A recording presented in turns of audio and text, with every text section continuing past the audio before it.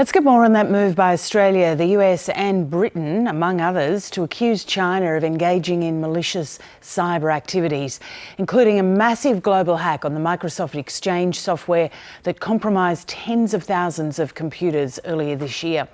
For more, I'm joined by Senior Vice President of Intelligence at CrowdStrike, Adam Meyers, in Washington, DC. Adam, thanks for joining us this morning.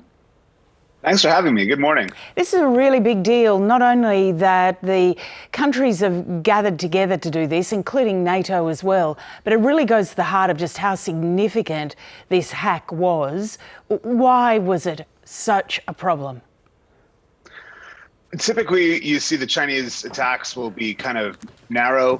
You don't often see just widespread mass exploitation of tens of thousands of machines that are critical for businesses, right? This is where email is received and sent, and calendars are organized. So it was a pretty disruptive attack in terms of just the scope. But we've been wary previously of actually directing blame at Beijing. So what went in to this combined effort? The press releases, the statements went out at all the same time around the world. Well, I think the political situation with Beijing is definitely getting a little bit more tense. We're seeing a lot more places where these countries are running into conflict with Beijing, whether it be the South China Sea or in across Asia and even into Eurasia as they begin this Belt and Road Initiative, and some of their broader global kind of positions have become more aggressive towards the West. And I think that this is a natural reaction to call them out for some of the things that they've been doing. And we've seen so much attention on Russia and the ransomware attacks, but this is something different, isn't it? Yeah, this is something that has been tied to espionage. There was quite a bit of targeting that would have been meant to steal information. There was also reports of ransomware, and it's not really clear what ransomware they were talking about. I know the White House said that there was, ransom demands that they had identified.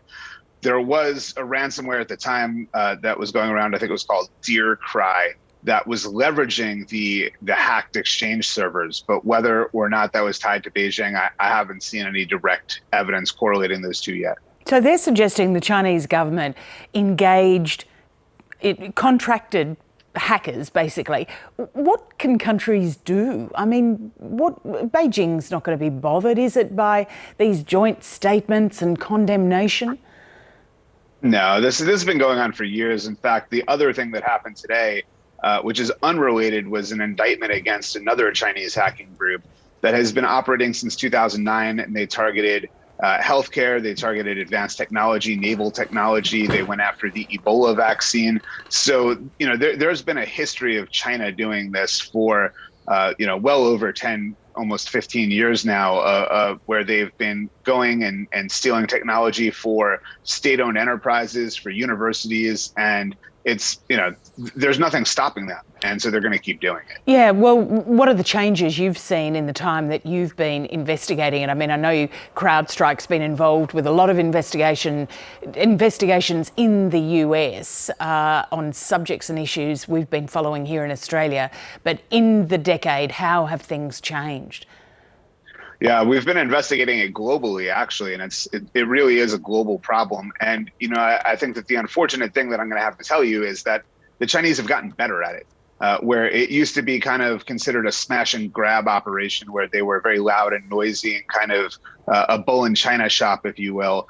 Over the last 5 or 6 years, they've really gotten much better at doing it in a way that is not attributable, or that they have the ability to go after a managed service provider or a telecom and then go downstream at their customers from there. So the Chinese have really matured in how they conduct these operations. And, that's not a good thing for trying to stop them, because they've, as they get better, it gets even harder to stop them.